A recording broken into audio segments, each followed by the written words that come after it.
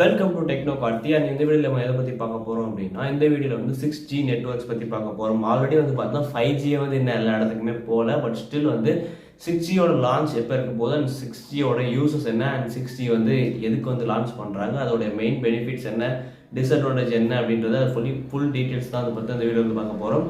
And video கண்டிப்பாக யூஸ்ஃபுல்லாக இருக்கும். வாங்க வீடியோக்குள்ளே போகலாம்.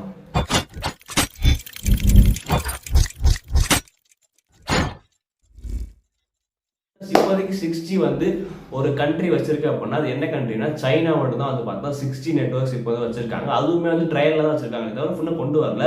ஸ்டில் அவங்க வந்து என்ன பண்ணுறாங்கன்னா ரீசர்ச் பண்ணிருக்காங்க, ஒரு ஒர்க்கிங் பேசிஸில் தான் அது வச்சிருக்காங்க. அவங்கள்ட்ட தான் வந்து பார்த்தா ஒர்க்கிங் மாடல் இருக்கு. வேற எந்த கண்ட்ரியுமே வந்து இன்னும் 6G மாடல் வந்து கொண்டே வரல. ஒரு விஷயம் வந்து என்னன்னா, இப்போ 5G அப்படின்னு எடுத்துக்கிட்டாலே 5G அப்படின்னா 5th ஜென்ரேஷன் அப்படின்னு அர்த்தம். இப்போ 6Gனா 6th ஜென்ரேஷன் அப்படின்னு அர்த்தம். இப்போ வந்து நமக்கு 5G எப்போ ஸ்டார்ட் ஆயிருக்கு அப்படின்னா 2020 வந்து லான்ச் பண்ணியிருக்காங்க. அதாவது நீங்கள் வந்து ஒரு நெட்ஒர்க்ஸுமே எடுத்தீங்கன்னா ஒரு ஜென்ரேஷன் எடுத்தீங்க அப்படின்னா 10 வருஷத்துக்கு ஒரு டைம் தான் வந்து லான்ச் பண்ணுவாங்க. அதாவது இப்போ வந்து நம்ம 4G அப்படின்னு எடுத்தோம்னா 2010 வந்து லான்ச் பண்ணாங்க. 2010 to 20 வரைக்கும் நம்ம 4G மட்டும் தான் யூஸ் பண்ணிருந்தோம். தென் 20 to 20க்கு அப்புறம் தான் வந்து நமக்கு வந்து இப்போ என்னன்னா 5G அப்படின்னு ஒரு விஷயம் லான்ச் பண்ணியிருக்காங்க. 5G அப்படின்னா 5th ஜென்ரேஷன் அப்படின்றது 2020லேருந்து 2030 வரைக்கும் வந்து பார்த்தா கண்டினியூஸாக யூஸ் பண்ணலாம். லைக் 5Gலேருந்து வேற எந்த நெட்ஒர்க்ஸுமே வந்து பார்த்தீங்கன்னா மோஸ்ட்லி வந்து ஷிஃப்ட் ஆகாது. இப்போ 2030 வந்துருச்சுன்னா 30லேருந்து நமக்கு 6G நெட்ஒர்க்ஸ் கிடைக்க ஆரம்பிச்சிடுன்றதை விட 6G வந்து லான்ச் பண்ணிடுவாங்க அப்படின்னு சொல்லலாம்.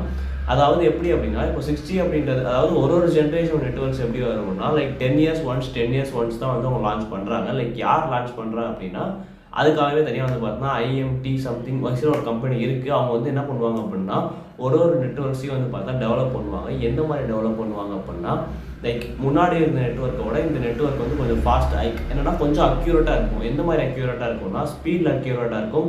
அதுக்கப்புறம் லேட்டன்சி அப்படின்னு சொல்லுவாங்க. லேட்டன்சி அப்படின்னு என்னன்னா, இப்போ ஒரு இடத்துலேருந்து இன்னொரு இடத்துக்கு வந்து நம்ம ஏதாச்சும் ஒரு டேட்டா ட்ரான்ஸ்ஃபர் பண்ணுறப்போ அந்த இடத்துல வந்து அதோட ஸ்பீட் இருக்கு இல்லையா, ஸோ அதான் வந்து பார்த்தீங்கன்னா லேட்டன்சி சொல்லுவாங்க. அண்ட் கம்யூனிகேஷன்ஸ் வந்து இப்போ இருக்கிற கம்யூனிகேஷன்ஸை விட 6Gயில் வந்து அதாவது 5Gயில் இருக்கிறத விட 6Gயில் எந்த மாதிரி கம்யூனிகேஷன் இருக்குன்னா அக்யூரேட்டாக இருக்கும். அதில் வந்து நம்ம ஆக்சுவலாக ஸ்பீட் சொல்லவே தேவையில்லை. ஏன்னா 4G யூஸ் பண்ணி 5G யூஸ் பண்ணுறப்ப யூஸ் பண்ண எல்லாருக்குமே தெரிஞ்சிருக்கும் 5G எந்த அளவுக்கு ஸ்பீடாக இருந்திருக்கும் அப்படின்னு. பட் 5Gயோட வந்து பார்த்தா 6G ஸ்பீடாக தான் இருக்கும்.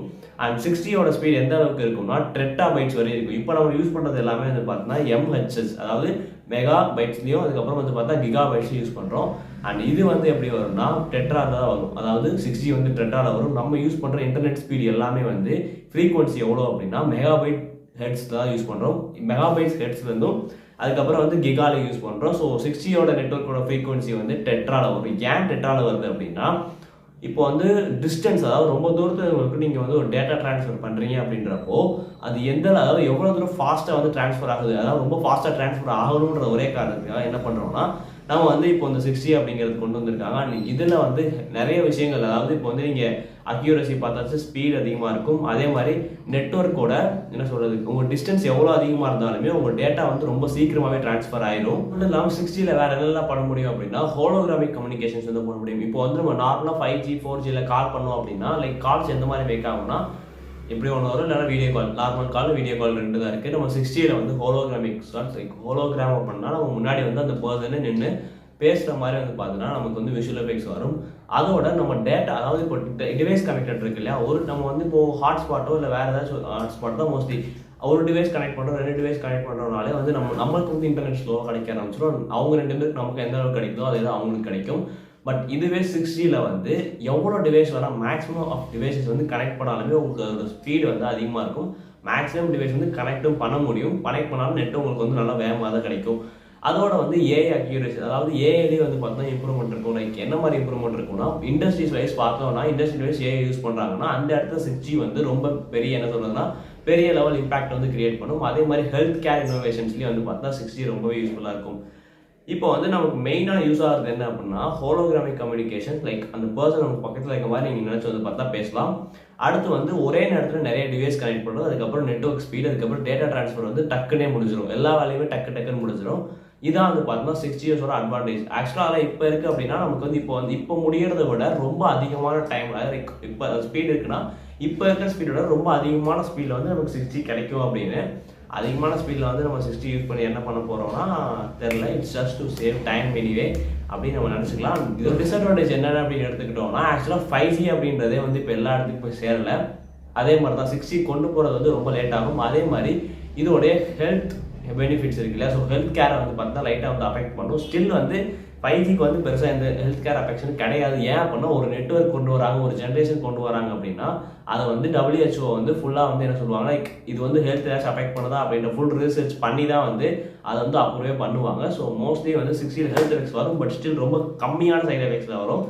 அண்ட் அதே மாதிரி நமக்கு இருக்க எல்லா டவுட்ஸுமே வந்து பார்த்தா பேர்ட்ஸுக்குலாம் வந்து ஏதாச்சும் ஆகுமானா கண்டிப்பாக ஆகும். நீங்கள் 5G யூஸ் பண்ணாலும் 6G யூஸ் பண்ணால் அதோட அதிகமாக தான் ஆகும். ஏன்னா 5G அப்படின்றதோட 5Gயை விட வந்து பார்த்தா 6G அப்படின்றது ஹையர் ஃப்ரீக்வன்சி லெவல். ஏர்ல எல்லாமே வந்து பார்த்தா ஃப்ரீக்வன்சி அதிகமாக இருக்கும். ஆனால் அதே மாதிரி இன்னொரு விஷயம் என்னன்னா, நீங்கள் எல்லாருமே வந்து 6G வந்து என்ன சொல்றதுன்னா லைக் ப்ரொடியூஸ் பண்ண முடியாது. எப்படின்னா இப்போ வந்து லைக் ஹேவிங் சர்டன் கம்பெனிஸ், ஒரு சில கம்பெனிஸால் மட்டும்தான் வந்து இந்த 6G 5Gலாம் வந்து ப்ரொவைடே பண்ண முடியும். ஏன்னா அவங்களுக்கு மட்டும் ரைட்ஸ் இருக்கும். எல்லா கம்பெனிக்குமே வந்து ரைட்ஸ் தர மாட்டாங்க. நீங்கள் வந்து 5G கொடுக்கலாம் 6G கொடுக்கலாம் அப்படின்னு. ஒரு சில பர்டிகுலர் கம்பெனிஸ்க்கு மட்டும்தான் வந்து இந்த மாதிரி 5G 6G சேட்டலைட்ஸே வந்து அலோவ் பண்ணுவாங்க. அவங்களுடைய சிம்மோ மொபைல்லேயே வந்து இந்த மாதிரி 5G கனெக்டிவிட்டி கொண்டே வர முடியும். ஸோ நினச்சோடனே டக்குன்னு நம்ம பண்ணவே முடியாது. இந்த ரேடியோ ஃப்ரீக்வன்சியாக இருக்கட்டும், இல்லைனா வந்து பார்த்தீங்கன்னா டேட்டா ஃப்ரீக்வன்சி, என்ன ஃப்ரீக்வன்சியாக இருந்தாலும் எல்லாராலையும் வந்து ஏர் வேவ்ஸை வந்து யூஸ் பண்ண முடியாது. எல்லாத்துக்குமே வந்து பார்த்தீங்கன்னா certain types of rules and regulations இருக்குது. ஸோ அதனால வந்து பெருசாக நம்ம இதை பற்றி யோசிக்கணும்னு அவசியம் இல்லை. லைக் ஹெல்த் கேர் பெனிஃபிட்ஸ், அதுக்கப்புறம் டேட்டா காஸ்டேஜ் அதிகமாக இருக்கும். லைக் இது வந்து கிரியேட் பண்ணுறதுக்கு பில்ட் பண்ணுறதுக்குலாம் வந்து ரொம்ப அதிகமாக வந்து செலவாகும். அண்ட் அதே மாதிரி டைம் கன்சப்ஷன் வந்து பார்த்தா ரொம்பவே இருக்கும். மற்றபடி வந்து பார்த்தா 6G பற்றி பெருசாக நீங்கள் எதுவுமே இல்லை. 5Gயில் இருக்கிறதோட ஃபுல்லாக அட்வான்ஸ்ட் ஆகும். அண்ட் ஒரு சில ஃபீச்சர்ஸ் லைக் ஹோலோகிராமி கால் பண்ணுறது, அதுக்கப்புறம் வந்து மோர் டிவைஸ் கனெக்ட் ஒன்ஸ், அது அந்த மாதிரி வந்து பார்த்தா ஒரு சில விஷயங்கள்லாம் வந்து 6Gயில் வரும். இன்னும் அண்ட் வீடியோவில் தான். ஸோ வீடியோ ஃபுல் இதை பற்றி உங்களுக்கு ஏதாச்சும் ஒரு கருத்துக்களோ ஒரு டவுட்ஸ் இருந்தால் நீங்கள் வந்து கமெண்ட்டில் தெரிவிக்கலாம். வீடியோவில் தான். ஃபுல்லாக பார்த்ததுக்கு ரொம்ப நன்றி. பிடிச்சிருந்தா லைக், சப்ஸ்கிரைப் எது வேணால் பண்ணலாம்.